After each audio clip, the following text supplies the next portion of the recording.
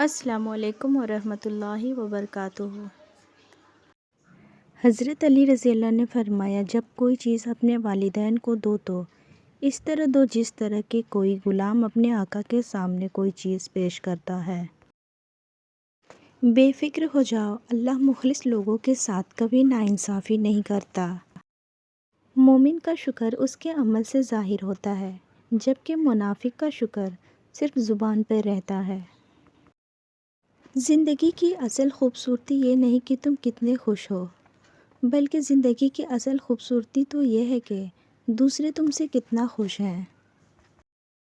کائنات میں کوئی کسی کا اتنی شدت سے انتظار نہیں کرتا جتنا اللہ اپنے بندوں کی توبہ کا انتظار کرتا ہے۔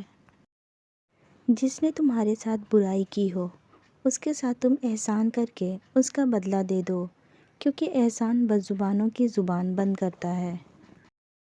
کم کھانا، کم سونا اور کم بولنا اللہ کے دوستوں کی نشانیاں ہیں، جبکہ زیادہ کھانا، زیادہ سونا اور زیادہ بولنا شیطان کے دوستوں کی نشانیاں ہیں۔ تمہارا بدترین دوست وہ ہے جو تمہیں غلط بات پر راضی کرے۔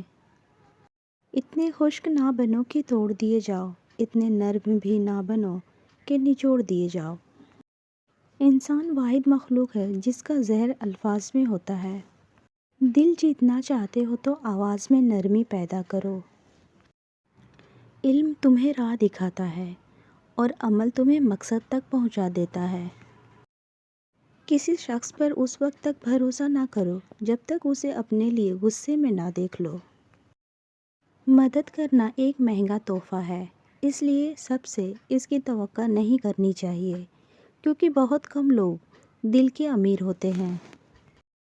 تجربہ انسان کو غلط فیصلے سے بچاتا ہے، مگر تجربہ غلط فیصلے سے ہی حاصل ہوتا ہے۔ اگر انسان کو تکبر کے بارے میں اللہ کی ناراضگی کا علم ہو جائے تو بندہ صرف فقیروں اور غریبوں سے ملے اور مٹی پر بیٹھا رہے۔ جہاں بھی رہو مخلص ہو کر رہو، کیونکہ آپ نے اللہ کو بھی جواب دینا ہے۔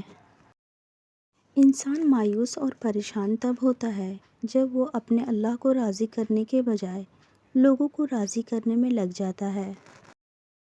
دوست کے ساتھ اس نمک کی طرح رہو جو کھانے میں دکھائی نہیں دیتا، لیکن اگر نہ ہو تو اس کی کمی بہت محسوس ہوتی ہے۔ درود شریف واحد ایسی عبادت ہے جو زبان سے نکلتی ہی قبول ہو جاتی ہے۔ اپنی تربیت کی ذمہ داری خود اٹھاؤ اور روح کو ان عادتوں سے آزاد کر دو جس میں وہ گرفتار ہو چکی ہے۔ پوچھا گیا، کیسے پتہ چلے گا کہ کون کتنا قیمتی ہے؟ فرمایا، جس میں جتنا زیادہ احساس ہوگا وہ اتنا زیادہ قیمتی ہوگا۔